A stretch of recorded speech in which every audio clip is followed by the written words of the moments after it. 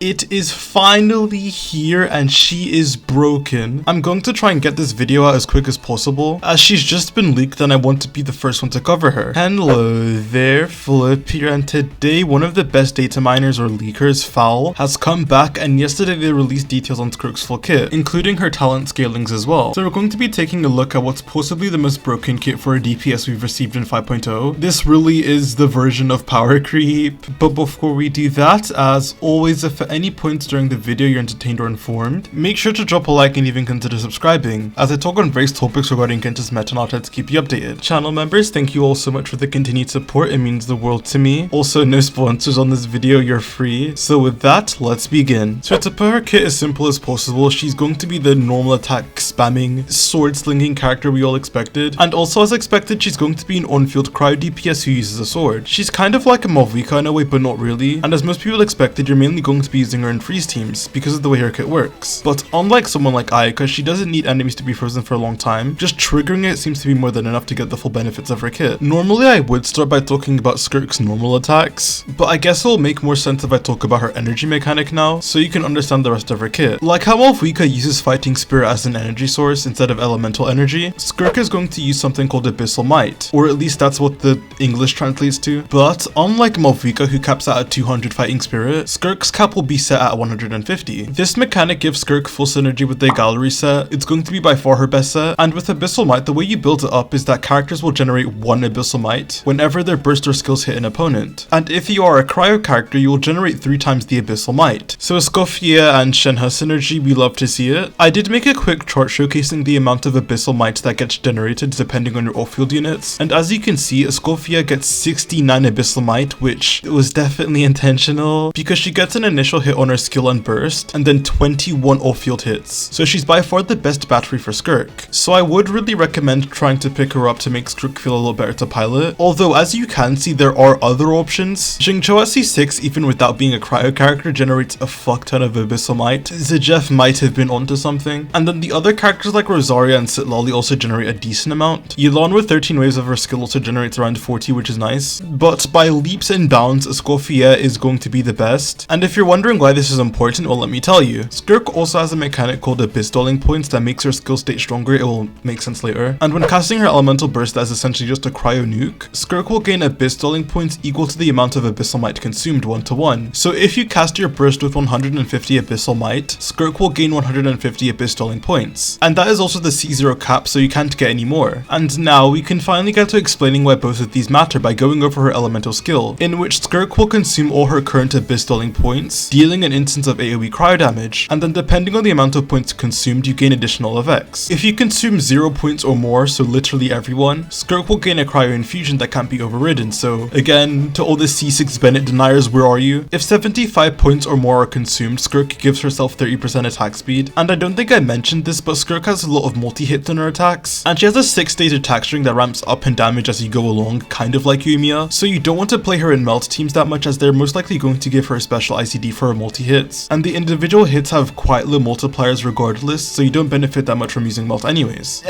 Carrying on, when 105 points or more are consumed, Skirk increases her own attack by 30%. This is most likely to compensate for the lack of Bennett or Eonton in her teams. And lastly, if 100% of her total points are consumed, so 150, Skirk will enter the Foul Legacy state, as well as consuming 50% of her current HP. To be honest, I don't think her having Foul Legacy should be that surprising, considering she taught Child how to use his. I'm just more so excited to see what the fuck her animations look like. And for what her Foul Legacy state does, Skirk increases her resistance to interruption greatly, and like Arlecchino, she gains 20% resistance to elemental and physical damage. Additionally, her normal attacks have their AoE increased, and she ignores 20% of the enemy's defense because why not? In terms of cooldown, Skirk will lose the effects from her skill after 12 seconds have passed or when 24 normal attacks have been triggered. A lot of theory crafters and me were kind of scared at first, because if she could only do 24 normal attack hits, she would suck. But with the wording being triggered and with how long her uptime is, it makes more sense if you can press the normal attack button 24 times, and then after that you lose your Foul Legacy state or the effects from your skill. So she thankfully isn't bricked. Also, unlike other characters, we have confirmation that Skirk does not lose her skill state on switch out, which means that you can use Shenhe midway through your rotation and swap back into Skirk and you'll be fine. Skirk and her teams are mostly going to be built around who can get her Foul Legacy, because as we'll see when we get to the team comparison, even if you run some of the best buffers her team performance with and without being able to get into her Foul Legacy state are night and day.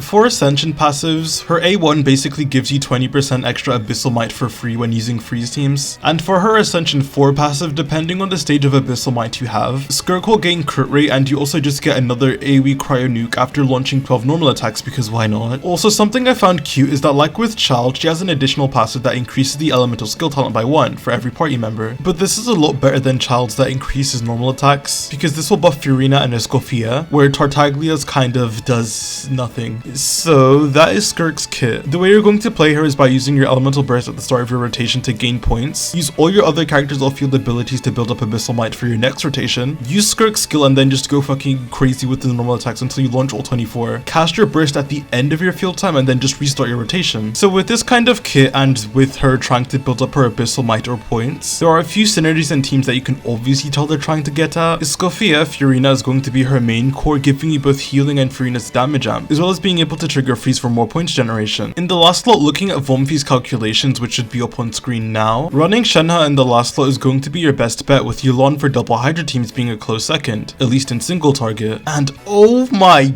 god, these numbers are insane for single target checks. Skirk is just looking to be the best DPS in the game, even over Malvika, which I didn't think was going to happen this quickly. And in terms of her playstyle as well, she doesn't even need to do the combos Malvika does for this performance. Instead, all it seems you need to do is just spam normal attacks to get the maximum performance. So Skirk is the single target damage ceiling. I hope you guys are happy, but this was to be expected, at least lore wise, so it kind of makes sense. And then for her other teams, I guess this is sort of balancing, but if you aren't able to get her maximum amount of points by not using a second cry unit, then her damage kind of falls off a cliff. But even then, this is still like not horrible, but you really do want to try aiming to get into Foul Legacy. I find it weird how this is also a character that Shalunnin kind of does nothing for, because even if you were to run a team of double buffing and slot Shalunnin into the team, because Shalunnin generates no points, she kind of ends up being a dead slot on the team, to where you'd rather just have another cryo unit like Rosaria to help with points. I do hope her point requirements get lowered in the future, because as of right now they are very punishing. Even the Escoffier teams are barely reaching the point cap. Her C1 does aid with point generation, which is kind of annoying as it makes her less accessible for anyone who doesn't pull for constellations, but C1 balancing out the character's kit is to be expected at this point, I guess. I guess the cope is that even when not entering Foul Legacy, she still does a very good amount of damage. She just doesn't reach the top tier range. Anyways, we are either misunderstanding the point system or expect it to be lowered in the future to make entering Foul Legacy state every rotation more realistic. But as it stands now, if you want Skirk to reach her top tier performance, you're going to need Escoffier, as she is just by far the best battery for Skirk,